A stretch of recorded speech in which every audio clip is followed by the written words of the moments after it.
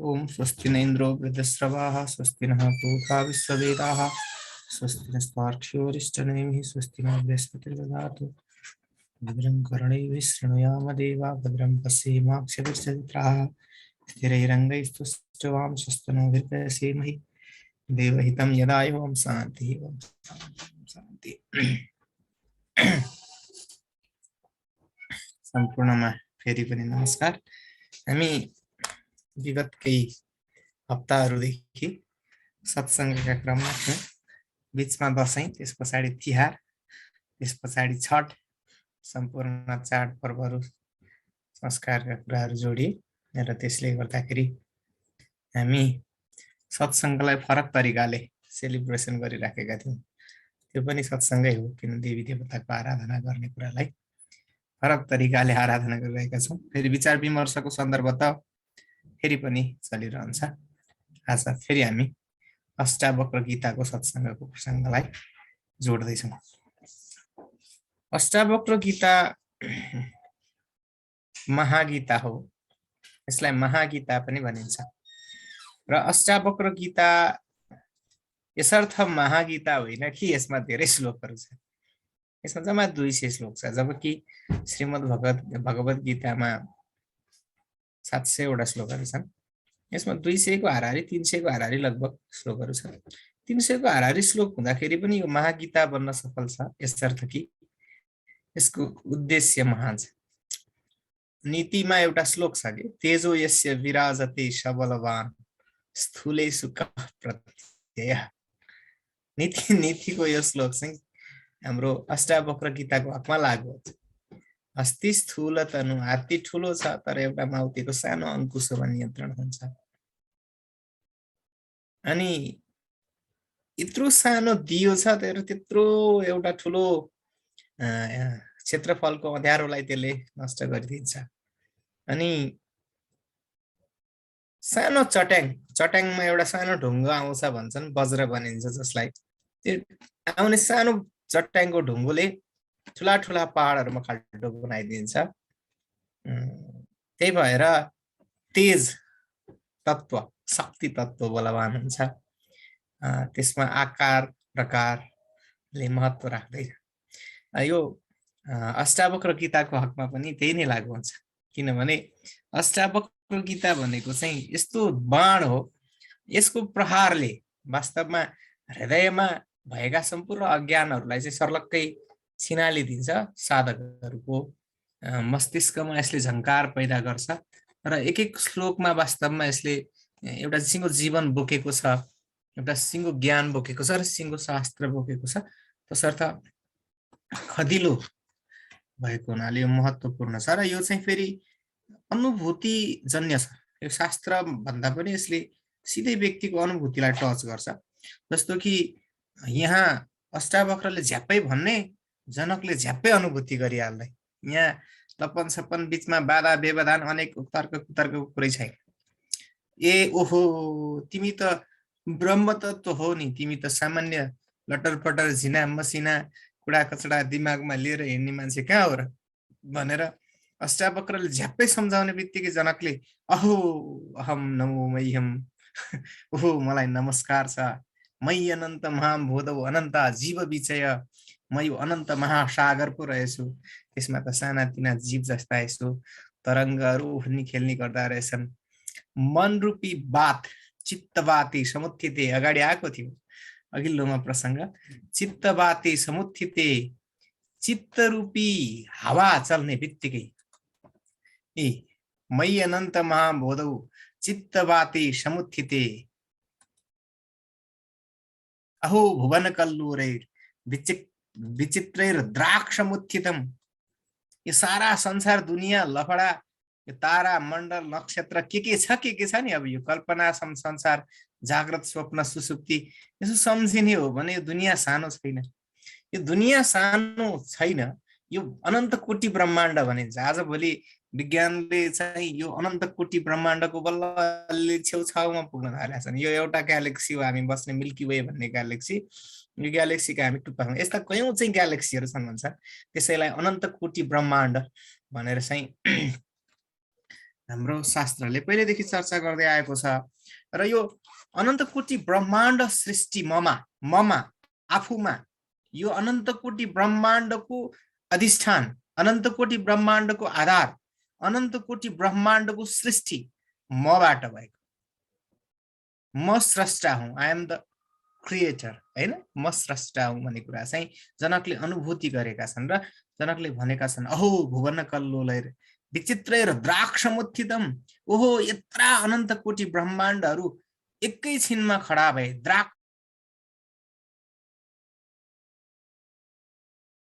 भनेको एकदम छिटो भन्न खोजेको यो। मयि अनन्त महाभूतौ चित्तवाते समुत्थिते समुद्यते म रूपी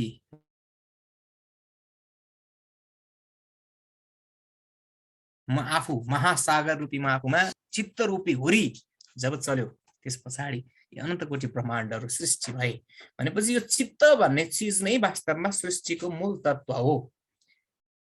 चित्त जब हाम्रो छैन, हृदय ग्रन्थि भनिन्छ जसलाई, यो हृदय ग्रन्थि जब हाम्रो छैन, त्यो हृदय ग्रन्थि छिनेपछि, चित्त रूपी ग्रन्थि छिनिसकेपछि केही पनि यो दुनियाँ संसारमा अस्तित्ववान, त्यो अनात्मा भन्ने चिज दुनियाँ लफडा छैन।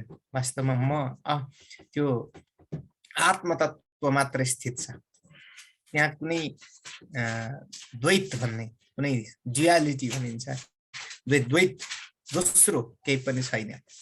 चित्तले गर्दाखेरि दुनियाँ आएको छ। त्यही भएको हुनाले योग वासिष्ठ भन्ने ग्रन्थमा वशिष्ठले रामलाई उपदेश गर्नुभएको छ। रामलाई वशिष्ठ उपदेश गर्ने कस्तो विचित्र कुरा होला। जो राम स्वयं राम गीता उपदेश गर्दै हुनुहुन्थ्यो लक्ष्मणलाई, गर्नुभएको छ लक्ष्मणलाई। रामले त तारालाई ब्रह्मज्ञानको उपदेश गर्नुभएको छ। हे तारा, जी विचार नराखी तिमीले शोकै कति गर्दछौ, यो मेरो पति हो भनेर नबुझी व्यर्थै शरीर हर्दछौ, जीवै हो पति भन्दछौ पनि भन्या मर्दैन जीवता कहीँ, दिहै हो पति भन्दछौ त किन सो गर्छौ छ उता यही। शरीरलाई पति भन्छौ भने शरीर यही लडिराखेको छ, जीवलाई पति भन्दैछौ, आत्मतत्वलाई पति भन्दैछौ भने आत्मतत्व मर्दैन। अघि भर्खर कुरा आइराखेको थियो, नहन्ने ते हन्ने माने शरीर, हैन? त्यही भएको हुनाले यो उपदेश गर्ने रामलाई समेत वशिष्ठले सम्झाउनु भएको छ। मनु मर्कट मुत्सृज्य योसी सोसी स्थिरो भव। योग वासिष्ठको कुरा हो यो। मैले योग वासिष्ठ पुरै आफैले पढेको छैन, गुरु महाराजहरूबाट सुनेर रेफरेन्स भन्दैछु है। त्यो चाहिँ इमान्दारितापूर्वक हजुरहरूलाई भनेको। यो मनु मर्कट, मनरूपी मर्कट, मनरूपी बाँदर, हैन? त्यसलाई उत्सृज्य बाँधेर राखिदेऊ, फाल्देऊ। योसी सोसी स्थिर हो, तिमी आफ्नो स्वरूपमा स्थित भएर बस राम भनेर भगवान रामलाई हामी भगवान भन्छौँ। मर्यादा पुरुषोत्तम राम जो तारालाई ब्रह्मज्ञानको उपदेश गर्दै हुनुहुन्छ, जो हनुमानलाई ब्रह्मज्ञानको उपदेश गर्दै हुनुहुन्छ, जो सीतालाई र लक्ष्मणलाई ब्रह्मज्ञानको उपदेश गर्दै हुनुहुन्छ, त्यस्ता ब्रह्मज्ञान ब्रह्म स्वरूप पनि मानिन्छ श्रीरामलाई। श्रीरामलाई समेत वशिष्ठले उपदेश गर्नुभएको तत्त्व कस्तो विचित्र होला, त्यो हामीले चर्चा गर्दैछौँ। र त्यही कुरा आएको थियो, यो दुनियाँ संसार लफडा भन्ने कुरो चाहिँ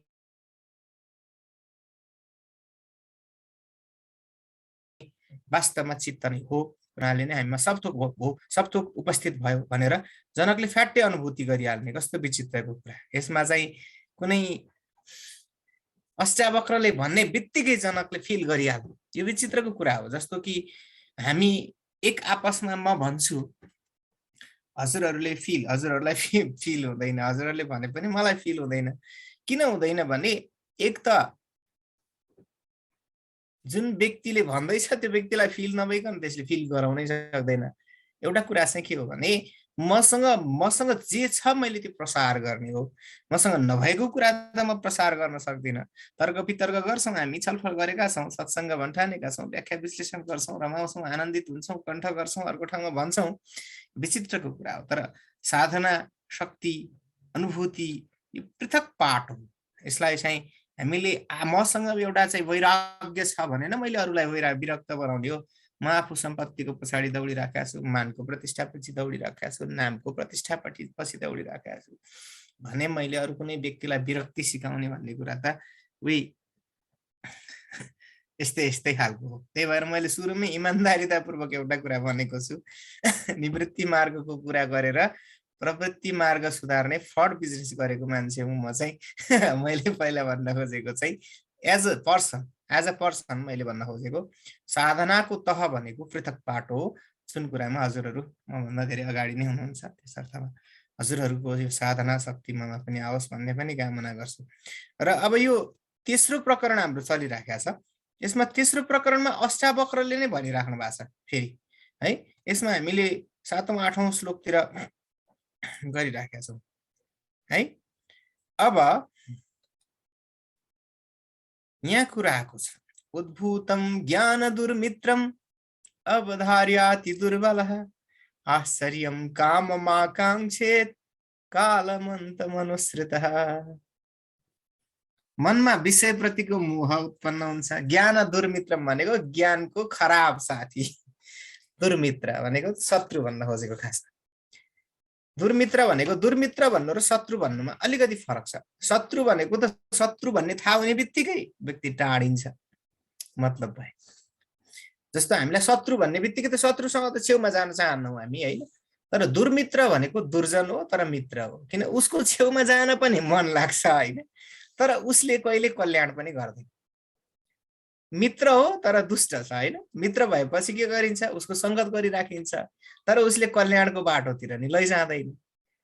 शत्रु भनेको त शत्रुको छेउमै गइदैन, अनुहारै हेरिदैन, के गरिदैन, त्यसो गरिन्छ। तर जब ऊ मित्र पनि हो दुष्ट पनि छ, त्यसको डबल के छ, घाटा छ। अब यो विषय प्रतिको मोह भनेको ज्ञानको दुर्मित्र। विषय प्रतिको मोह त छ नि त, शब्दले तान्छ, रूपले तान्छ, स्पर्शले तान्छ, मिठो मिठो खान मन लाग्छ, राम्रो राम्रो लाउन मन लाग्छ। चिटिक्क परेको टोपी लगाएर आएको छु म पनि आज, हजुरहरू पनि चिटिक्क परेका कपडाहरू लगाएर टिक्क बस्नु भएको छ। फेरि अब यो शीतोष्ण सुख दुःखेषु समः भनेको छ। विषय प्रतिको चिसोले सताउँछ, तातोले सताउँछ, अस्तिसम्म गर्मीले सतायो, फेरि आज जाडोले सताइराखेको छ। यो सम्पूर्ण कुरा विषयको मोह हो। र यो विषयको मोहले हामीलाई ज्ञान दुर्मित्र, ज्ञानको दुर्मित्र, त्यसलाई अवधार्य स्वीकार गरेर अति दुर्बल, एकदम दुर्बल भएको हुनाले, एकदम आध्यात्मिक रूपमा एकदम दुर्बल, दुब्लो पातलो शक्तिहीन भएको हुनाले के गर्छ व्यक्तिले, अवधार्य अति दुर्बल आश्चर्यम काममाकाङ्क्षेत कालमन्तमनुसृत। अन्तिम अवस्थासम्म पनि कामनाकै पछि दौडिरहन्छ। कुनै व्यक्तिलाई शास्त्रको चाहना हुन्छ, ओहो मर्ने बेलामा भयो नि अलिकति 2-4 अक्षर पढ्न पाए हुन्थ्यो। शङ्कराचार्यको एउटा स्तोत्र छ, सम्प्राप्ति सन्निहिते मरणे नहि नहि रक्षति डुक्रिय करणे। एउटा व्यक्ति चाहिँ बसिराखेको रहेछ पिपलको फेदमा, डुक्रिय करणे भन्ने एउटा धातु छ के, व्याकरणको हो यो। डुक्रिय करणे भन्ने धातु छ, ऊ डुक्रिय करणे भनेर घोकिराखेको रहेछ। शङ्कराचार्यले लेख्नुभयो, सम्प्राप्ते सन्निहिते मरणे नहि नहि रक्षति डुक्रिय करणे। मर्ने बेला यो डुक्रिय करणे भनेर काम छ। मर्ने बेलामा शास्त्र घोकेर मन्त्र रटेर वास्तवमा काम छ। मर्ने बेलामा त हरिनाम भजन गर्ने हो, निर्धक्क समर्पित हुने हो, शरणागत हुने हो, सर्लक्कै आफू आत्मतत्वको बोध गर्ने हो। दुनियाँ लफडाको पछाडि लागेर, शास्त्रको पछाडि लागेर, त्यो शब्द जालको पछाडि लागेर दुनियाँ चल्दैन। त्यही भएको हुनाले आश्चर्यम काममाकाङ्क्षेत कालमन्तमनुसृत, त्यो पनि कामना हो, त्यो पनि वासना हो। शास्त्र जान्न पाए हुन्थ्यो, आहा मलाई खर्र वेद वेदान्त आइदिएदेखि भन्नु पनि कामना हो। यो कामनाको पछाडि लाग्नु हुँदैन। अन्तिम अवस्थामा पनि यो विषय वासनाको मोह भएपछि वास्तवमा व्यक्तिले अन्तिमसम्म नि कामनाकै अनुभव गर्छ। भागवतको कथा अस्ति भर्खर भनेर आएको थिएँ, मैले सुनाइहालेँ हजुरहरूलाई। जड भरत भन्ने एउटा उपाख्यान आउँछ पञ्चम स्कन्धतिर। भरत भन्ने राजाले कालीगण्डकीको किनारमा तपस्या गर्दा गर्दै मृगको पछाडि लागेर अन्तिममा मृग योनिमा उपस्थित आउनु पर्यो हैन। अब त्यसमा चाहिँ गीतामा पनि, श्रीमद् भगवत गीतामा पनि भनिएको छ, यम यम वापि स्मरण भावम त्यजत्यन्ते कलेवरम तम तमेवैति कौन्तेय सदा तद्भाव भाविता। मर्ने बेलामा जे सम्झेर मर्यो त्यही जुनी हुन्छ भनेपछि त मर्ने बेलामा विषयको चिन्तन गरिसकेपछि त्यही वासना पूर्तिको लागि पुनर्जन्म हुन्छ। विषयको लफडा नभइसकेपछि फेरि यो दुनियाँमा आउनु पर्दैन। कुरो त्यही हो। इहामुत्र विरक्तस्य नित्यानित्य विवेकिनः आश्चर्यं मोक्ष कामस्य मोक्षादेव विभीषिका। मैले भनेको थिएँ अस्ति हजुरहरूले, इहामुत्र विरक्तस्य। अब यो लोकको पनि दुनिया फल चाहिएको छैन। विरक्त भनेको राग नभएको, मलाई यो चाहियो त्यो चाहियो भने डिजायरलेसनेस। वैराग्य भनेको डिजायरलेसनेस, इच्छा नभएको अवस्था, चाहना नभएको अवस्था। यो चाहियो र त्यो चाहियो भनेको डिमान्ड भन्ने कुरा सकिएको अवस्था। यो जुन अवस्था छ, यो अवस्थामा पुगिसकेपछि नित्यानित्य विवेकिन, नित्य र अनित्यको बोध भइसक्यो। नित्य भनेको एउटै तत्व, आत्म तत्व छ, आफू नित्य हो। तर यो बाहिरपट्टिको बोक्रो, यो बोक्रो चाहिँ नित्य छैन। यो बोक्रोको पछाडि लागेर हामी चाहिँ बोक्रोमा आत्मबोध गरेर हामीले आफ्नो गुदी तत्वलाई चाहिँ बिर्सिराखेका छौँ। यो बोक्रोको पछाडि लागिराखेका छौँ। बोक्रो चाहिँ सत्य होइन, अनित्य हो। बोक्रो भनेको पञ्चकोश, बोक्रो भनेको सूक्ष्म शरीर, बोक्रो भनेको कारण शरीर, बोक्रो भनेको स्थूल शरीर। स्थूल शरीर भनेको यो मांसले बनेको पार्थिव शरीर, अनि सूक्ष्म शरीर भनेको पञ्च ज्ञानेन्द्रिय, पञ्च कर्मेन्द्रिय, पञ्च प्राण, मन, बुद्धि, यसरी 15वटा सप्तदशकलात्मक पनि भनिन्छ। यसका फरक फरक गणना छन्। सप्तदशकलात्मक सूक्ष्म शरीर हुन्छ, अर्को कारण शरीर भन्ने चिज हुन्छ। त्यो कारण शरीर हुने चाहिँ अज्ञान नै हो। यसरी तीनटा शरीर पनि बोक्रो हो। त्यो भन्दा पनि अर्को के तत्व छ, पञ्चकोश भनिन्छ। त्यो अन्नमय कोश, प्राणमय कोश, मनोमय कोश, विज्ञानमय कोश, आनन्दमय कोशसँग भनिन्छ। यी सम्पूर्ण कुराहरूको शास्त्रीयता फरक छ। यो सम्पूर्ण बोक्राहरू यी सबै के हुन् त, अनित्य हुन्। र त्यो भित्रपट्टि बस्ने एउटा अंगुष्ठ मात्र पुरुष, दहराकाश भित्र बस्ने भनिन्छ। त्यो दहराकाश भित्र बस्ने अंगुष्ठ मात्र पुरुष जुन छ, अथवा आत्म तत्व जुन छ, म भन्ने तत्व जुन छ, म कर्ता, म भोक्ता, म भन्ने म को हुँ। यो मन्त्र कण्ठै गर्नु होला। वास्तवमा यो मन्त्र हो। म 15 चोटि त भनिसकेँ, यहाँ 100 चोटि भन्यो भने कण्ठ हुन्छ हजुरहरूलाई। म कर्ता, म भोक्ता, म भन्ने म को हुँ, म त सच्चिदानन्दको अंश पो हुँ। म त सच्चिदानन्द पो हुँ। I am the whole existence, हैन? सत्य भनेको त्यो अस्तित्व, पूर्ण अस्तित्व। पूर्ण अस्तित्व भनेको म भन्ने कुरा बुझेको व्यक्तिलाई यो दुनिया लफडा, मोक्ष कामस्य, यो दुनियाबाट मुक्त हुन चाहन्छ, तीन थरी तापबाट मुक्त हुन चाहन्छ, संसारको माया जालबाट मुक्त हुन चाहन्छ, मोक्षादेव विभीषिका। अन्तिममा गएर त त्यसलाई मुक्तिसँग पनि डर लाग्छ। मुक्तिको चाहना भइराखेको छ मलाई। किन मुक्ति चाहियो मलाई? म त मुक्तै छु नि, म बद्ध हुँदै होइन। मोक्षादेव विभीषिका, मोक्ष कामना गरिरहेको व्यक्तिलाई मोक्षसँगै डर लाग्ने स्थिति हुन्छ।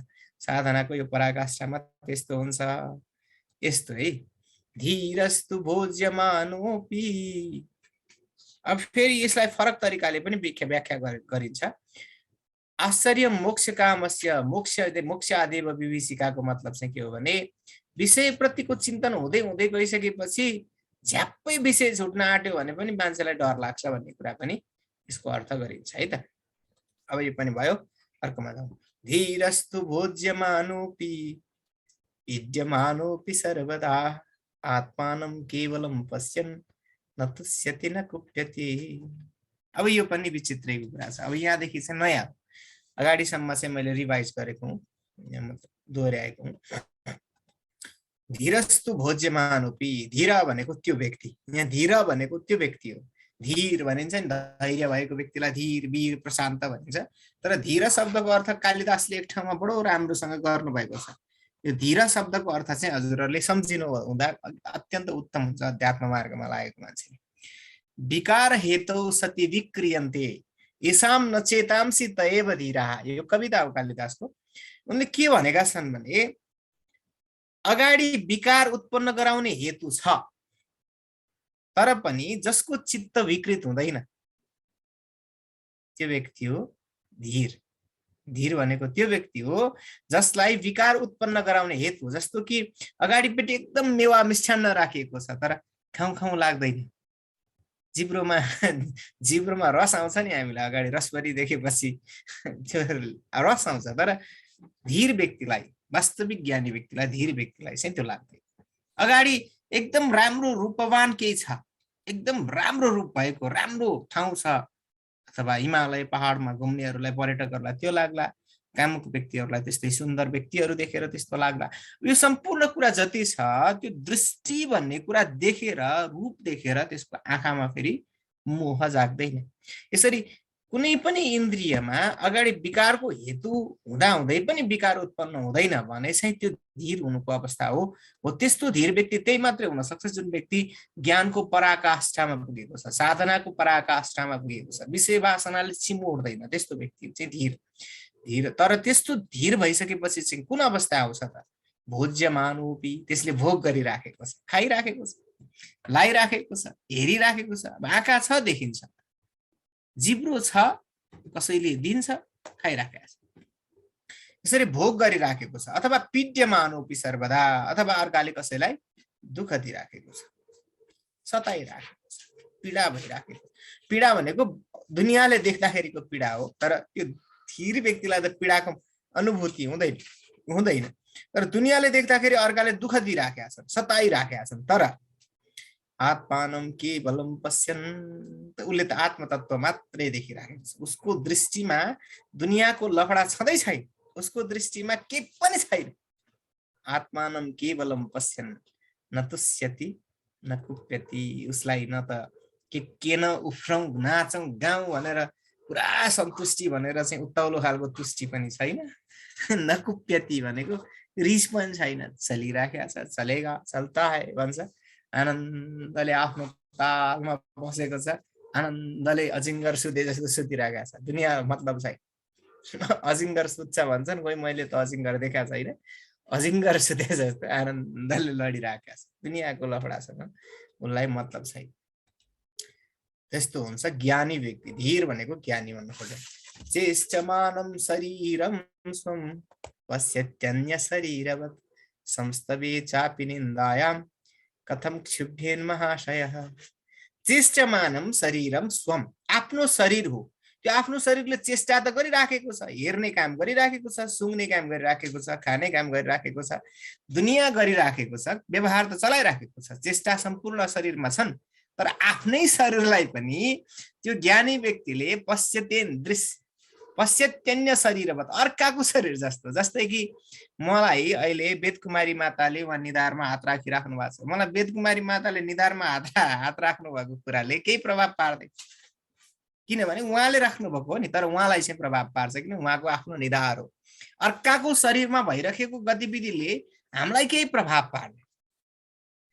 ज्ञानी व्यक्तिले आफ्नै शरीरलाई अर्काको शरीर जस्तो हेर्छ, भूत जस्तो भनेर हेर्छ। आफ्नै शरीरलाई शरीरबाट अलग्याएर आफू पूर्ण द्रष्टा भनेर। यो अवस्था कस्तो अवस्था हो भने यो हजुरहरूले पुरै अनुभूतिको अवस्था हो। यद्यपि मलाई साधनाको त्यो पराकाष्ठामा छैन, आफ्नो शरीर छ, शरीरले गति गरिरहेका सम्पूर्ण गतिविधिहरूलाई आफूले अन्तरदेखि निहालिराखेको छ। यस्तो भइराखेको छ, यस्तो भइराखेको छ, यस्तो भइराखेको छ, यस्तो भइराखेको छ, सास फेरिराखेको छ, आइराखेको छ, आँखा हेरेर दुनियाँ कुरा उसले साक्षी भावमा बसेर द्रष्टा बनेर, जसरी उडेर आकाशबाट आकाशको चराले भुइँको समुद्र हेर्छ त्यसरी ऊ आफू द्रष्टा बनेर हेरिराखेको छ। आफ्नै शरीरलाई पनि उसले शरीरबाट अलग गरेर हेरिराखेको, आत्मतत्वबाट अलग गरेर हेरिराखेको छ। यस्तो अवस्था हुन्छ। संस्तवे चापि निन्दा। त्यस्तो भइसकेपछि के मतलब? बाटोमा हिँडेको बेलामा कसैले दुईजना भेडा बाख्रा भन्नुहुन्थ्यो गुरु महाराजले, दुईजना संसारी व्यक्तिहरूले झगडा गरिराखेका छन् भन्ने कुराले हामीलाई कुनै प्रभाव पार्दैन। तर हामी संसारलाई टाउकामा बोकेर हिँडेका छौँ भने चाहिँ के न रहेछ भिडभाडमा ओहो भनेर हेर्न मन लाग्छ। तर वास्तवमा भितरागी व्यक्तिलाई त त्यसले मतलब लाग्दैन। आफ्नै शरीरलाई जसले अलग्याएर हेर्यो त्यसलाई दुनियाँले के गरेसँग के मतलब?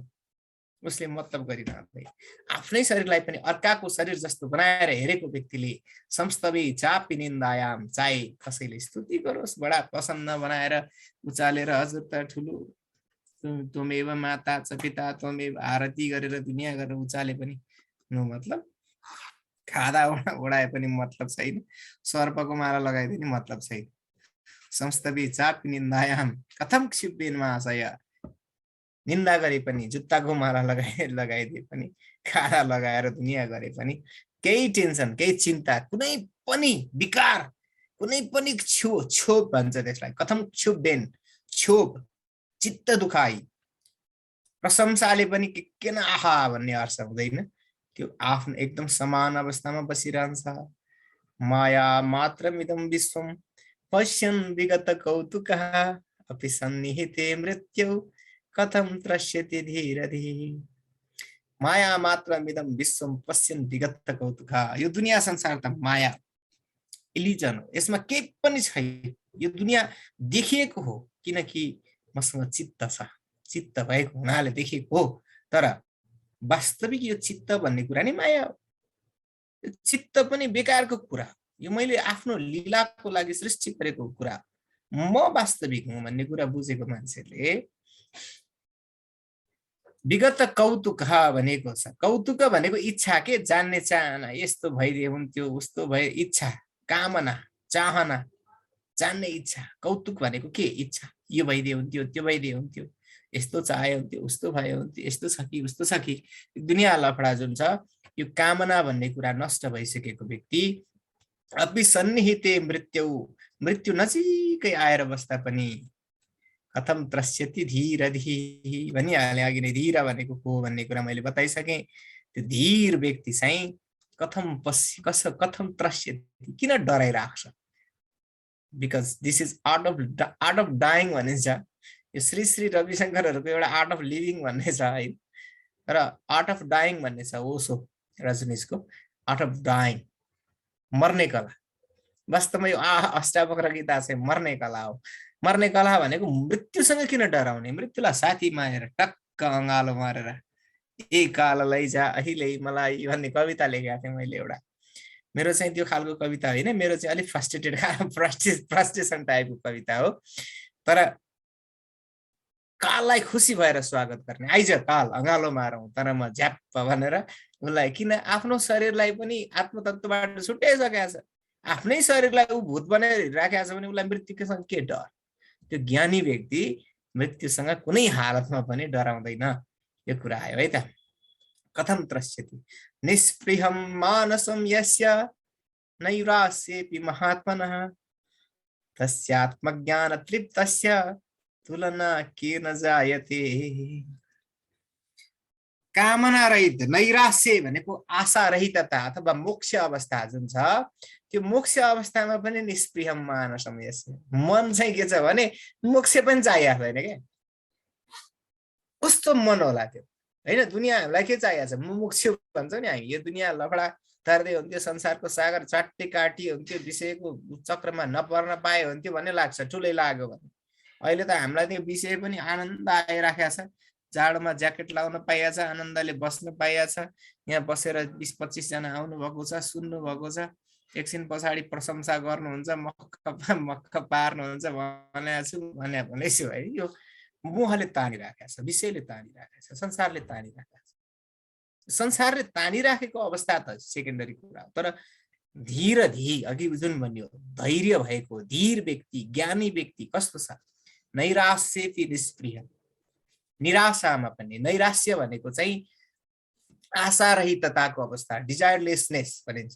डिजायरलेसनेसको अवस्था जुन छ, त्यो नैराश्यको अवस्था अथवा मोक्षको अवस्थामा पनि उसलाई लेना देना छैन। मोक्ष पनि चाहिएको छैन कि, केही चाहिएकै छैन, मोक्ष पनि चाहिएको छैन। भगवानसँग अथवा ज्ञानी गुरुहरूसँग म मुक्त हुनु पर्यो, दुनियाँ संसारबाट तर्नु पर्यो पनि भन्दै, दुनियाँ संसारलाई समातेर पनि बस्दैन, दुनियाँ संसारलाई छोड्नु पर्यो भनेर दुखी पनि हुँदैन क्या। ऊ आफ्नो काम गरिरहन्छ अगाडि आएको जेस बेस आफ्नो तालमा। अहिले एकछिनपछि आउँछ त्यो कुरो। तस्यात्मज्ञान तृप्त तुलना किन जायते, त्यस्तो आत्मज्ञानबाट तृप्त भएको व्यक्तिको तुलना किन जायते। कोही व्यक्तिसँग हुन सक्छ, कुनैसँग, कुनै माइका लालसँग त्यस्तो तुलना हुन सक्छ। माइका लाल भनिन्छ है, कुनै माइका लालसँग त्यो तुलना हुन सक्छ। कुनै व्यक्ति छैन त्यस्तो जोसँग त्यस्तो आत्मज्ञानी व्यक्तिको तुलना हो। स्वभावादेव जानानो दृश्यमेतन् न किञ्चन इदं ग्राह्यमिदं त्याज्यं कथम पश्यति धीरधि अथवा सकिम पश्यति धीरधि। धीरधि भनेको ज्ञानी है, अब सम्झिनु होला। धीर बुद्धि भएको, धीर बुद्धि भनेको कस्तो, मैले अघि नै भनिसकेँ, विकारको कारण छ, विकृत हुनुपर्ने संसारी व्यक्तिको लागि, हाम्रा लागि विकृत हुनुपर्ने कारण छ, तर पनि विकृत उसको चित्त हुँदै हुँदैन, विचलित हुँदै हुँदैन। अगाडिपट्टि एकदमै राम्रो के न ठुलो उपलब्धि छ र पनि उसलाई आहा आहा आहा आहा मैले यति गरेँ भनेर दिव्य आनन्दको अनुभूति नि हुँदैन। हर्ष, उत्ताउलो खालको हर्ष भनौँ त्यसलाई है। अशरीरम भावसन्तम न प्रिया प्रिय स्पृशतः भन्ने एउटा उ छ, एउटा उपनिषद वाक्य छ।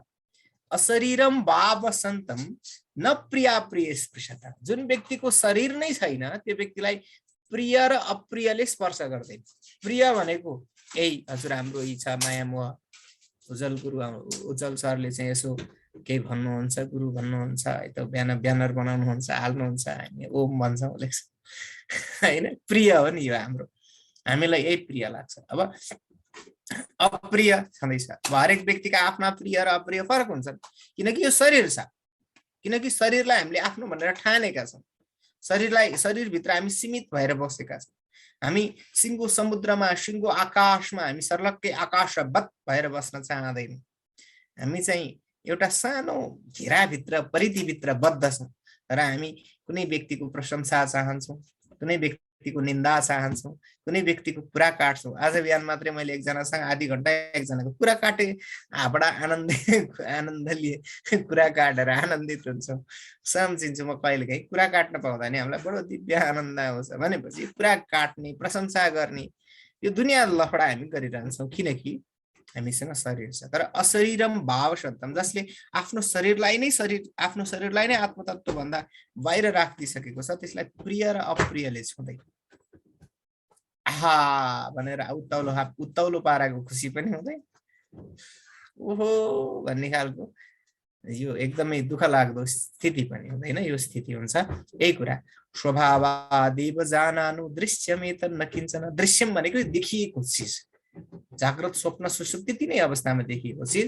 त्यो जुनसुकै अवस्थामा देखिएको चिज पनि नकिञ्चन, केही पनि होइन भन्ने बुझेको व्यक्तिले, यो देखिएको चिज त के पनि होइन भन्ने जुन बुझेको छ, त्यो व्यक्तिले इदम ग्राह्यम।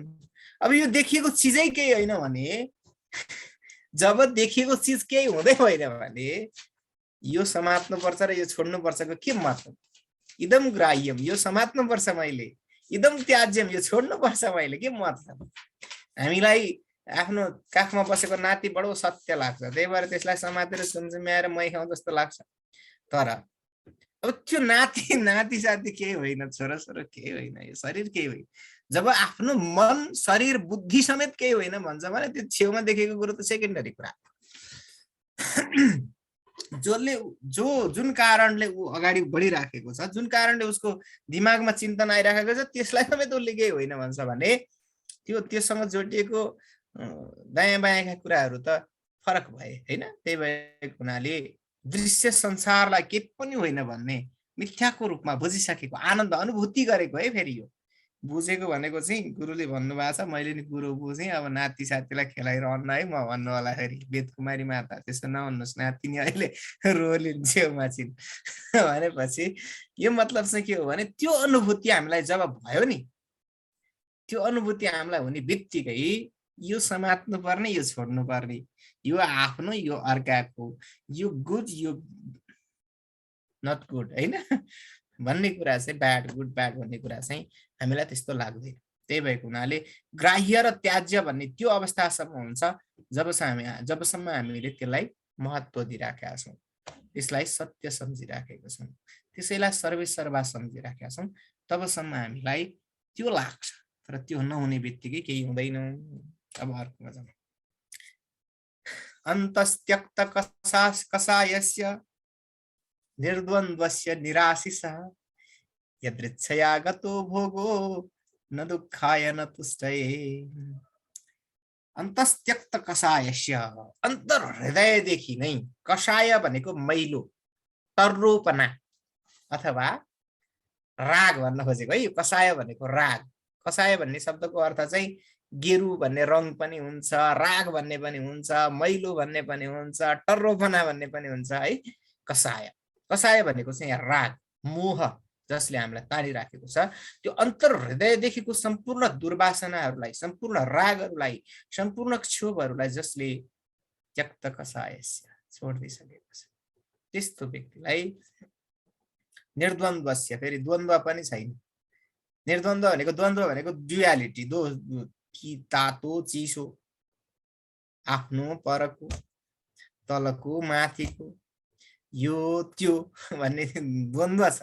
द्वन्द्व नभएको एक मात्रामा अवस्थित भएको व्यक्तिलाई, अथवा निराशिष, आशिष भनेको आशा हुन्छ नि, यो निष्काम आशा, आशिषा भनेको चाहिँ निराशिष भनेको आशिष, प्रार्थना केही पनि नभएको, कामना केही पनि नभएको निष्काम व्यक्तिलाई के हुन्छ त भन्दा यदृच्छयागतो भोगो। यो यतिकै आइराखेको छ कि कामना गरेको नि होइन, चाहना गरेको पनि होइन, त्यत्रो त्यसका लागि ठुलो प्रयत्न गरेको पनि होइन। यसो कुन तरिकाले हो आफै दौडिराखेको छ यो शरीर, किन आफू त आत्मतत्व बनेर साक्षी भावले हिँडिराखेको छ।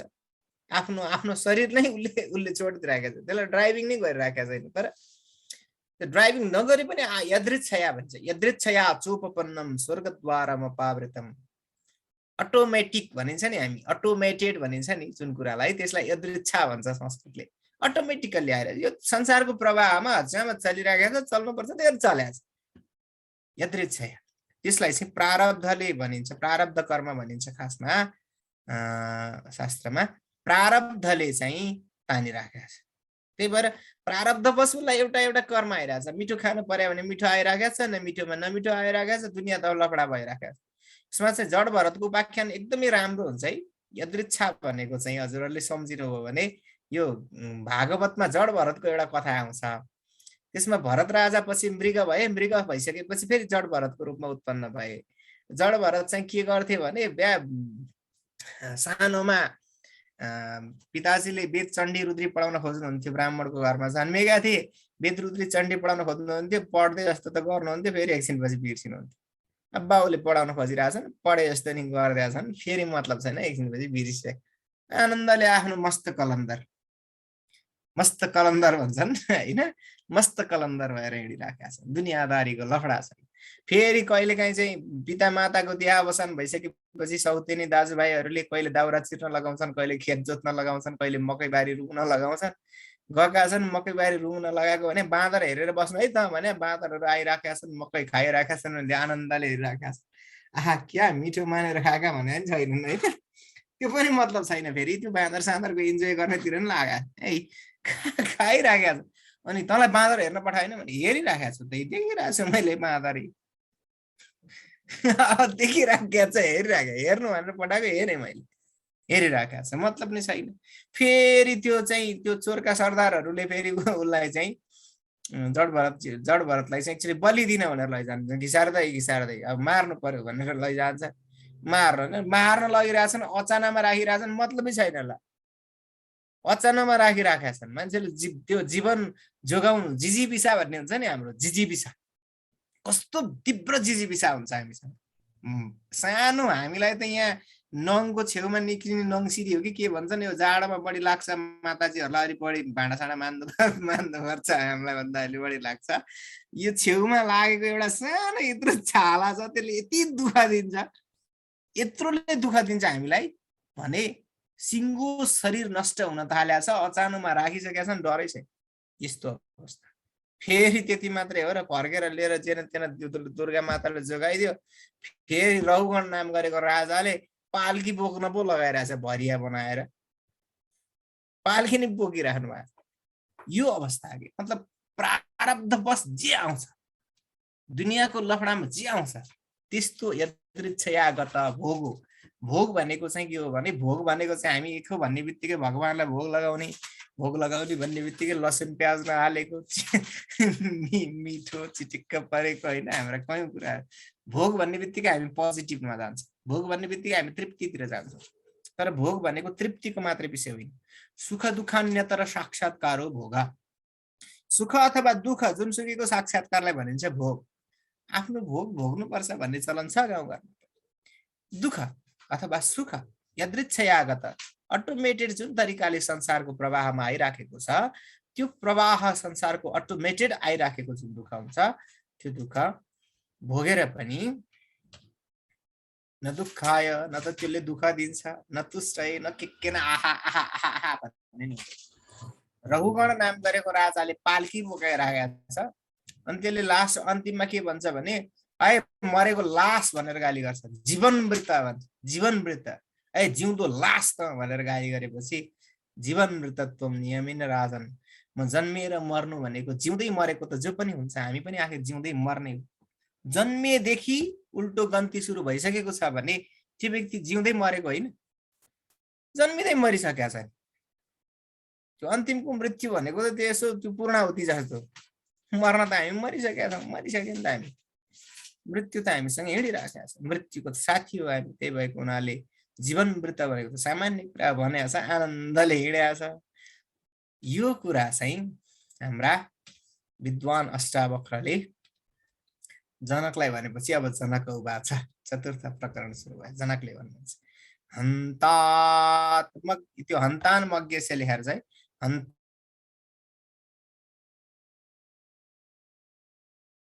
हन्तात्मज्ञस्य हो जस्तो लाग्छ मलाई। लतो भोग लीलया नहि संसार बाहिकैर मुडै सह समानता। आत्मतत्व, आत्मतत्वलाई बुझेको, हन्त भनेको चाहिँ यो अहो अहो भने जस्तो हो, यो संस्कृत अव्यय हो। आत्मज्ञस्य धीरस्य, आत्मज्ञान भएको, धीर भनेको कस्तो, अघि नै मैले भनिसकेँ, धीर भनेको त्यस्तो ज्ञानी व्यक्तिको। हन्तात्मज्ञस्य धीरस्य खेलतो भोग लीला, यहाँ भोगको लीला गरिराखेको, वास्तवमा त्यो भोग भन्ने कुरो नगरे नै हुने हो नि है, तर आत्मतत्व ऊ आफू आत्मतत्व हो, ऊ तर भोग लीलासँग खेलिराखेको छ, हा भनिराखेको छ, हाँसिराखेको छ, आफ्नै शरीरलाई पनि अर्कै भन्टानेको छ, खेलिराखेको छ। बच्चा बच्चीले खेलेको कुरामा बच्चा बच्चीलाई मोह हुन्छ। हामी सानामा खेल्थ्यौँ, कसरी खेल्थ्यौँ, मकै छोडायो, मकै छोडाइसकेपछि खोया राख्यो, अनि त्यो खोया दुईटा चारवटा राख्दै तला तला तला तला तला तला तला बनायो, अनि यो महल भन्यो, सानामा तल फेदाको यो के भन्यो, त्यस पछाडि यो तेरो घर, यो त्यस पछाडि माथिको यसको, त्यस पछाडि माथिको यसको, त्यस पछाडि माथिको यसको, टुप्पाको चाहिँ मेरो भन्नु है भन्यो हामी। अनि छेउबाट भर्याङ पनि बनायो, गर्थ्यौँ हामी, तर लास्टमा त्यसलाई फेरि लत्ताले हानेर फालिदिन्थ्यौँ। त्यो आफूले कल्पना गर्यौं नि, हामीले त्यत्रो ठुलो कल्पना गर्यौं नि, त्यत्रो ठुलो कल्पना गरेर यो तेरो यो तेरो यो तेरो यो मेरो भनि पनि सक्यौं, तर फेरि लास्टमा लत्ताले हान्यौं। त्यसै गरी यो आत्मज्ञानी व्यक्तिको लागि त यो खेल्ने जस्तो हो दुनियाँ लफडा, यो तेरो यो मेरो पनि हचामा चलिरहेको छ, खेल चलिरहेको छ, यसमा केही छैन। यो तेरो छोरो, यो मेरो छोरो, यो तेरो छोरो, यो मेरी पत्नी, यो तेरी पत्नी भनिराखेको छ, भोग गरिराखेको छ। यसो हेर्दाखेरि भोगे जस्तो छ, तर खेले जस्तो हो। जसरी हामी सानोमा मकै छोडाउँदा खोयाको घर बनाएर खेल्थ्यौँ भने नि मैले है, खोयाको घर बनाएर खेल्थ्यौँ, बालुवाको घर बनाएर खेल्थ्यौँ, जङ्गलमा जाँदाखेरि अनेक अनेक गरेर हामी चाहिँ स्याउला स्याउला बटुलेर यो तेरो मेरो भन्थ्यौँ। गोठालो जाँदाखेरि अब त्यसो गर्थ्यौँ, अनि फेरि लास्टमा के गर्थ्यौँ, लात्तीले हानेर भत्काइदिन्थ्यौँ। त्यसै गरी यहाँ पनि हाम्रो त्यही भइराखेको छ, खेलिराखेको छ। यसो हेर्दाखेरि म मेरो भने जस्तो देखिन्छ, चलिराखेको छ, तर खेल तो भोग लीला, कति मिठो यो कविता जस्तो, कविता यति दिव्य कविता पनि यस्तो हुँदै, भोग लीलासँग खेलिरहेको आत्मज्ञानी व्यक्तिको लागि कस्तो मिठो दिव्य कुरा। नहीं संसार बाहिकैर मुडै सह समानता, त्यस्तो व्यक्तिको तुलना संसारलाई टाउकामा बोकेर हिँड्ने संसार बाहिकै, संसारका भरिया भनेको हामी है, हजुर हामी, त्यो सबैभन्दा ठुलो भरिया चाहिँ मै हो। संसार बाहिकै, संसारलाई टाउकामा बोकेर हिँडेका छैनौँ हामीले, के बोकेर हिँडेका छौँ हेर्नु। हामीलाई त आफ्नो कुरो होइन, अर्काकोले बढी टेन्सन दिन्छ। ए श्रीमानले भनेको कुरो फलानु पुगेन, श्रीमतीले भनेको कुरो फलानु पुगेन, यो भएन त्यो भएन, यो खाइदिए हुन्थ्यो, यो लाइदिए हुन्थ्यो, यो गरिदिए हुन्थ्यो, यस्तो भइदिए हुन्थ्यो, हाम्रा कति डिमान्ड। सबै संसारलाई टाउकोमा बोकेर हिँडे हो। संसार बाहिकै मुडै, संसारको भरिया मूर्खहरूसँग नै समानता, तिनीहरूसँग समानता हुन सक्छ। जुन व्यक्ति भोगको लीलासँग, ल सम्झ्यौँ न, सामान्यतया त्यो चाहिँ मकैको खोयाको घर बनाएर बसेको सिङ्गान बच्चाको विवेकको तुलना एउटा परम ज्ञानी महर्षिसँग हुन्छ, हुँदैन। जसरी हुँदैन त्यसै गरी यो धीर व्यक्तिको, ज्ञानी व्यक्तिको, आत्मतत्व विज्ञ व्यक्तिको समानता संसारलाई टाउकामा बोकेर हिँड्ने तपाईँ हामी जस्ता व्यक्तिसँग हुन सक्दैन। तपाईँलाई भनेर मलाई पनि बढाएर लग्यो गुरुले भनिदिनु भयो भने गाली नगर्नु होला, तर गाली गर्नुभयो भने वास्तवमा हजुर पनि तपाईँ भनेको सार्थकता हुन्छ। फेरि गाली गर्नु भएन भने गुरुले यसो लग्यो भन्नुहुन्छ, साँच्चै ज्ञानी भइहाल्नु भयो। गाली गर्नु हो भने मेरै पार्टीमा आउनुभयो, एकदम राम्रो, कस्तो सजिलो पनि, ठिक भने हजुर हामीको समानता वास्तवमा त्यो विद्वान व्यक्तिसँग, त्यो विद्वान भन्न खोजेको चाहिँ ज्ञानी व्यक्तिसँग, धीर व्यक्तिसँग हुन सक्दैन। अब यहाँ कस्तो मिठो शब्द प्रयोग गरेको छ, मलाई शब्द मिठो लागेको छ। आत्मज्ञानी धीर व्यक्ति जसले भोगलाई लीलाको रूपमा हेरिराखेको छ। के विचित्र कुरा छ नि, महल बनाइराखेको छ, घर बनाइराखेको छ, बिहे गरिराखेको छ, श्रीमती दुनियाँ गरिराखेको छ, तर पनि त्यो भोग लीला मतलब चाहिँ। तर त्यस्तो व्यक्तिको तुलना संसारबाहिकै मुडै छ नसमानता, संसारलाई बोकेर हिँड्ने भरिया मूर्खहरूसँग तिनीहरूको समानता हुन सक्दैन। कस्तो विचित्र। ल, यत्पदम प्रेप्सवो दीनाः सक्राद्याः सर्वदेवताः अहो तत्र स्थितो योगी न हर्षमुपगच्छति। दीना भनेको बिचरा, दीना भनेको दुखी भन्न खोजेको, बिचरा के बिचरा भनेर यहाँ कस्तो मिठो शब्द प्रयोग गरेको छ यहाँ हेर्छु है, हेर्नु होला हजुरहरूले। सक्राद्याः, सक्र भनेको इन्द्र, स्वर्गको राजा इन्द्र लगायतका सम्पूर्ण देवताहरू, बिचरा भनेको छ ती देवताहरूलाई, बिचरा इन्द्र लगायतका देवताहरू यत्पदम प्रेप्सवा, जुन पदवी प्राप्त गर्न चाहन्छ, आनन्द पदवी, सत्य पदवी, मोक्ष पदवी प्राप्त गर्न चाहन्छन्, त्यो पदवीमा अहो तत्र स्थितो योगी, त्यो पदमा आफै स्थित भइसकेको छ, बसिसकेको छ, आनन्दित भइसकेको छ, बसिसकेको छ त्यो पदवीमा, तर पनि नहर्षमुपगच्छति, त्यसलाई के न खुसी छैन, बसिरहेको छ तर मतलब छैन, के न आनन्द हुक्क गर्ने भन्नुहुन्थ्यो गुरु महाराजले, म गुरु महाराजलाई सम्झिँदैछु, हुक्क गर्दै गाली गर्दैन, के न म शास्ता हुँ भनेर आनन्दित भएको छैन। त्यो अवस्था कस्तो अवस्था हो, दिव्य अवस्थामा उपुगिराखेको छ। आहा, कस्तो दिव्य अवस्था होला है त। अब तज्ञस्य पुण्य पापाभ्याम स्पर्शो ह्यन्तर न जायते नह्याकाशस्य धूमेन दृश्यमानापि संगतिः। आत्मतत्व बुझेको व्यक्तिको, तज्ञस्य पुण्य पापाभ्याम स्पर्शो ह्यन्तर न जायते, आत्मतत्वलाई बुझिसकेको व्यक्तिको लागि, ब्रह्म ज्ञान भइसकेको, आत्मतत्वको ज्ञान भइसकेको, शरीरबाट अलग्गिसकेको धीर व्यक्तिको लागि पुण्य पाप स्पर्श हुन जायते, त्यो पुण्य र पापको दुनियाँले त्यसलाई छुँदैन, चिमुट्दैन। पुण्य भने हामी राम्रो काम गरेर के न पुण्यवान भयौँ, 2-4 रुपियाँ दान गर्यौँ, 2-4 कुरा बनायौँ, आहा के न गर्यौँ, पुण्य प्राप्त गर्यौँ, भरे स्वर्गमा सर्र जान पाइन्छ, कालको टाउकामा टेकेर गोकर्ण के अरे कालको टाउकामा टेकेर ध्रुव पदवी प्राप्त गरे, ध्रुवले भने पुण्य पदवी प्राप्त गरे भने भगवानहरुको लीला सुनिया छ। आफ्नो पनि के न चाहिँ यज्ञ गरियो, तुलसाको हवन गरिरहेछ, चट्ट वैकुण्ठ जान पाऊ। हाम्रो भजन पनि कस्ता छन्, हाम्रो स्वर्ग जाने बाटो न छ ढुङ्गो न माटो, नाच्ने गाउने भक्तजनलाई वैकुण्ठ लैजाऊ भनेको छ, वैकुण्ठको कामना गरेको छ, यो दुःख नपाऊ भनेको छ। कामना छन् हाम्रा भजनहरुमा। वास्तवमा हाम्रा भजनहरु पनि विचित्र छन् है, ठिकै छ, केही छैन, दुनिया लफडा हो, भजन पनि संसारै हो भनेपछि यो सम्पूर्ण इच्छाहरु भएको नभएको व्यक्ति तज्ञस्य पुण्य पापाभ्याम, आत्मतत्व ज्ञान गरेको व्यक्तिको पुण्य पापाभ्याम स्पर्श नजाए, पुण्य र पापले त्यसलाई छुँदैन, पुण्य पापले छुँदैन। हामीलाई त पुण्य पापले छुन्छ किनभने हामीसँग कामना छ, हामीसँग वासना छ, हामीसँग आत्मतत्वको ज्ञान छैन। जबसम्म वासना छ, जबसम्म मन छ, जबसम्म चित्त छ, जबसम्म संकल्प छ, जबसम्म वासना छ, जबसम्म इच्छा चाहना के न के गरौँ भइदियो हुन्थ्यो भन्नेसम्म लेस छ, तबसम्म यो सम्पूर्ण पुण्य पापले छोइरहन्छ। तर त्यो जब हुँदैन त्यस पछाडि के हुन्छ त? न ह्याकाशस्य धूमेन, त्यो स्पर्श हुँदैन। जसरी आकाशमा यसो हेर्दाखेरि आकाशमा चाहिँ हामीले बडा धुवा उडाइराखेका छौँ, आकाशलाई धुवाले मैलो बनाए जस्तो लागेको छ हामीलाई। आकाश कस्तो मैलो छ आज हेर भने जस्तो लाग्छ। तर त्यो आकाशलाई वास्तवमा धुवाले मैलो बनाउन सक्छ? वास्तविक आकाश, वस्तुतः आकाश धुवाले मैलिएको छ, मैलिएको हुन सक्छ? आकाश मैलो हुने होइन, त्यो हाम्रो दृष्टि मैलो छ, हाम्रो आकाशलाई हेर्ने दृष्टि मैलो छ। आकाश मैलो हुँदैन धुवा।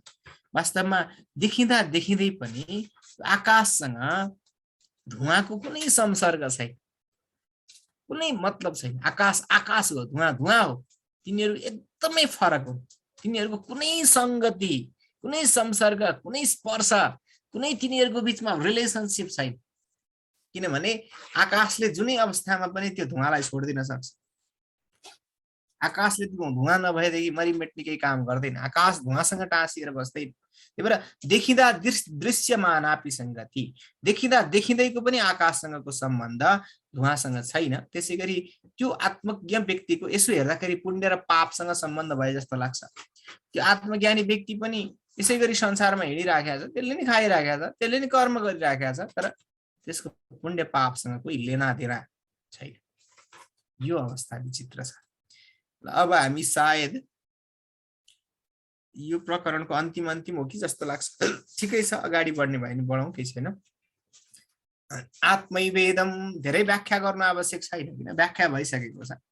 आत्मैवेदम जगत सर्वम ज्ञातम येन महात्मना यदृच्छया वर्तमानम तम निषेद्धुं क्षमेतकः।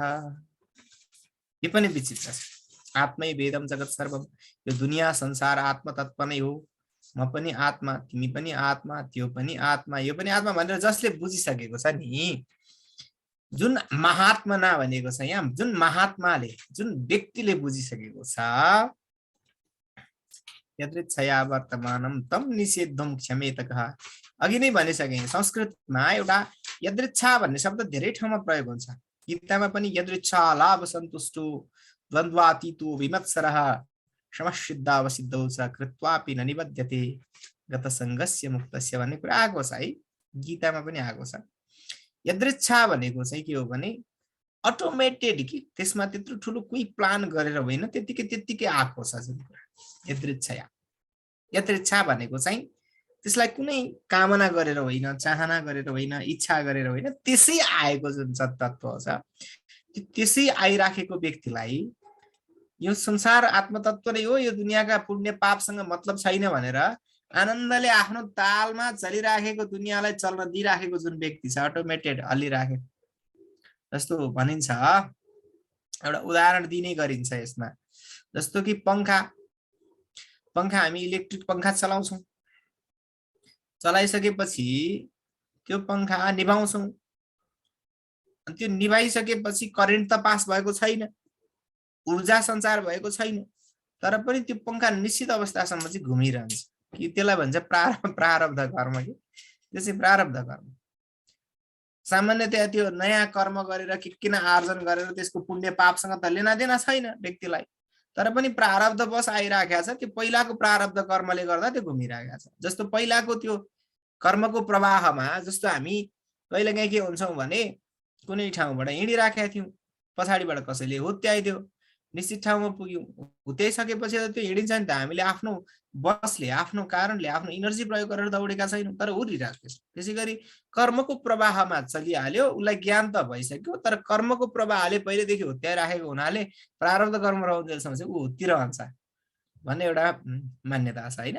यो कारणले गर्दाखेरि यदृच्छया ऊ अटोमेटेडली जता जता जान्छ, जता कर्मको हुरी, प्रारब्धको हुरीले जता जता हुर्याउँछ, त्यसरी हिँडिराखेको व्यक्तिलाई तम निषेद्धुं क्षमेतक, त्यसलाई कुन चाहिँले रोक्ने, कुन चाहिँले यसो गर र उसो गर भनेर सम्झाएर, हे बेवकुफ त यसो नगर्ने, त यो त तेरो वर्ण यो, तेरो धर्म यो, तेरो आश्रम यो, त चाहिँ यतिको व्यक्ति त यसरी गर्नुपर्ने, उसो गर्नुपर्ने, नीति नियम दुनिया लफडा, यो कसले गरिरहन्छ? कसले गर्न सक्ने?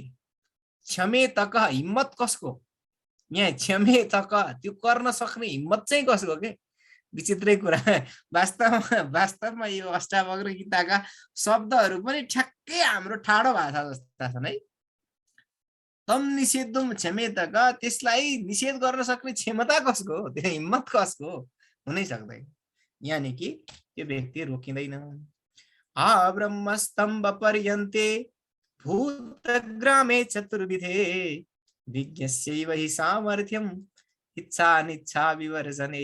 अब हेर्नुहोस्, ब्रह्मस्तम्भ पर्यन्त भनेको यो दुनिया संसारमा स्तम्भ भनेको घाँस, स्तम्भ भनेको सिनको घाँस, झ्यास भन्छ नि हामी, झ्यास, सानो घाँसको टुक्रो, तिनका, हिन्दीमा तिनका भनिन्छ, नेपालीमा सिन्का भनिन्छ।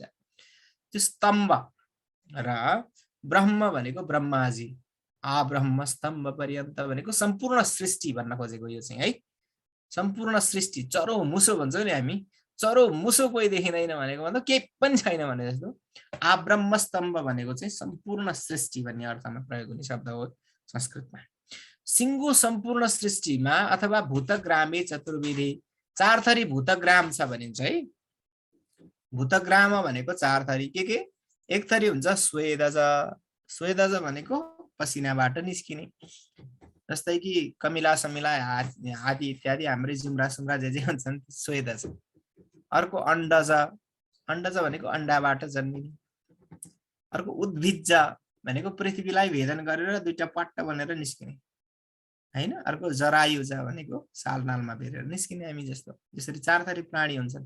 यो चारवटा भूतग्राम भनेको चार थरी प्राणीहरूको समूहमा विज्ञस्यैव हि सामर्थ्यम, यी सम्पूर्ण सृष्टिमा घाँसदेखि ब्रह्माजीसम्मको सम्पूर्ण प्राणीहरूको जुन सृष्टि छ अथवा चार थरी प्राणीहरूको सम्पूर्ण सृष्टिमा विज्ञस्यैव हि सामर्थ्यम, त्यो व्यक्ति, त्यो विज्ञ व्यक्तिको, त्यो धीरथी व्यक्तिको, त्यो आनन्दित, त्यो आनन्दमा रमाइरहेको ब्रह्मज्ञानी व्यक्तिको मात्रै सामर्थ्य छ। के गर्न? इच्छा निच्छा विवर्जने, त्यसलाई चाहेको कुरा पनि छोडिदिन्छ, नचाहेको कुरा पनि छोडिदिन्छ।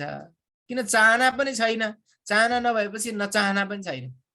हामीलाई दुई थरी हुन्छ नि त, एउटा चाहना के छ, एउटा चाहना के छ, फलानु थोक भइदिए हुन्थ्यो। अर्को छ अनिच्छा भनेको के छ, फलानु कुरा नभइदिए हुन्थ्यो। हाम्रो त विधि निषेध छ नि त। हामीलाई चाहिँ यो जाडोमा यो जाडो चाहिँ नभइदिए हुन्थ्यो, आनन्द शीतल भइदिए हुन्थ्यो हैन, हाम्रो भइदिए हुन्थ्यो र नभइदिए हुन्थ्योमा हाम्रो दुनियाँ लफडा चलिराखेको छ। तर त्यो विज्ञ व्यक्ति, त्यो धीरधी व्यक्ति, त्यो साधनाको पराकाष्ठामा पुगेको व्यक्ति, त्यो व्यक्ति, जुन व्यक्तिले दुनियाँको संसार बन्धन छिनाइसकेको छ, दुनियाँ शरीरलाई पनि, आफ्नो शरीरलाई पनि अर्काको शरीर बनाएर बाँचिराखेको छ, त्यो व्यक्तिको मात्रै सामर्थ्य छ इच्छा अनिच्छा विवर्जने। त्यसले इच्छालाई पनि छोडिदिन्छ, त्यसले अनिच्छालाई पनि छोडिदिन्छ। आत्मानमद्वयं कश्चित् जानाति जगदीश्वरं यद्वेत्ति तत्स कुरुते न भयं तस्य कुत्रचित्। अद्वयम भनेको ड्युअलिटी नभएको एक मात्र, आत्मानम आत्मालाई, जगदीश्वरम भनेको संसारको नियन्त्रक, संसारको नियन्ता, संसारलाई चलाउने मूल तत्व आत्मतत्वलाई जसले बुझिसकेको छ, त्यस्तो व्यक्तिलाई यद्वेत्ति, जसले बुझेको छ, तत् त्यो व्यक्ति सकुरुते गर्छ। के गर्छ? नभयम तस्य कुत्रचित्, काहीँ पनि त्यसले भयम नकुरुते, कुनै ठाउँमा पनि डर भन्ने कुरा हुँदैन। आत्मतत्वलाई बुझिसकेको छ, दुनियाँ सम्पूर्ण मिथ्या हो, लफडा हो, दुःख हो, केही पनि काम छैन भनेर ऊ वास्ता पनि गर्दैन। बेवास्ता बाटामा हिँडेको घाँसलाई हामी जसरी वास्ता गर्दैनौँ, त्यो घाँसलाई हावाले हल्लाइराखेको छ कि त्यो घाँसमाथि फट्याङ्ग्रा उफ्रिराखेको छ, हामीलाई के मतलब? हामी बाटोमा हिँडेको घाँसमा ओहो त्यो घाँसमाथि त फट्याङ्ग्रो पो चढेछ, त्यो घाँस बच्क्यो, त्यो घाँसलाई दुख्यो होला हामी भन्छौँ, हामी लफडा गर्छौँ त यो दुनियाँ बाटोमा हिँड्दाखेरि। हेय वस्तुको हामी वास्ता गर्छौँ त गर्दैनौँ। बाटोमा हिँड्दाखेरि जसरी घाँसमा फट्याङ्ग्रो चढ्यो भने चढोस्, हावाले उडायो भने उडाओस्, बालुवा लाग्यो भने लागोस्, धुलो लाग्यो भने लागोस्, जेसुकै होस्, हामीलाई के मतलब बाटोमा घाँसको। त्यसै गरी दुनियाँ संसारलाई घाँस जस्तो, दुनियाँ संसारलाई वास्ता नगर्ने जुन व्यक्ति छ, हेय वस्तुको रूपमा वास्तै नगरिकन बसेको व्यक्तिका लागि नभयम तस्य कुत्रचित्, कुनै डर हुँदैन, के पनि चिन्ता भन्ने कुरा हुँदैन। संसारबाट कुनै चिन्ता भन्ने कुरा हुँदैन। 7औं श्लोकसम्म रहेछ नि। ल यो सिद्धिसकेपछि चाहिँ आजको प्रकरण सिद्धिन्छ। भोलि फेरि अर्को गरौँला अर्को सेसनमा। आत्मानमद्वयं कश्चित् जानाति जगदीश्वरम् यद्वेत्ति तत्स कुरुते न भयं तस्य कुत्रचित्। 6वटा मात्रै रहेछन् क्या र। त्यो व्यक्तिलाई कुनै पनि डर हुँदैन। यो दोहोरी राखेको रहेछ सायद 6औं कुन प्रकरणमा हाम्रो चौथो प्रकरणमा यति नै 4 कति 5वटा श्लोक 6वटा श्लोक रहेछन् क्या र। 6वटा श्लोक सहित आजको जुन सत्सङ्ग छ आजको सत्सङ्गलाई यही नै गरौँ र समष्टि निष्कर्ष चाहिँ यति मात्रै हो कि आत्मतत्वको बोध संसारको लफडालाई चाहिँ सत्यको रूपमा नबुझ्ने व्यक्तिलाई दुनिया संसारमा काम गर्दा गर्दै कर्म नगर्न त सक्दैन। किन जब शरीर छ, शरीर भएपछि शरीरले अटोमेटिक कर्म गर्छ। तर त्यो कर्ममा आफ्नो आसक्ति त्यसमा टाँसिने काम नगर्ने व्यक्तिको लागि, आसक्त नहुने व्यक्तिको लागि, राग द्वेष नभएको व्यक्तिको लागि चाहिँ नभयम तस्य कुत्रचित्, त्यसलाई कुनै रूपमा डर हुँदैन भन्ने कुरा नै आजको निष्कर्ष रह्यो। त्यही भएको हुनाले आसक्ति भनेको डर हो, संसर्ग भनेको डर हो। त्यही भएको हुनाले संसर्ग रहित भएको व्यक्ति चाहिँ मुख्य धीर व्यक्ति हो। यदि ज्ञानी व्यक्ति छ भने चाहिँ उसले ज्ञानले यो दुनिया संसारमा कर्म गर्दा गर्दै पनि कर्मबाट मुक्त भइसक्छ भन्ने कुरा यहाँ व्यक्त गरियो।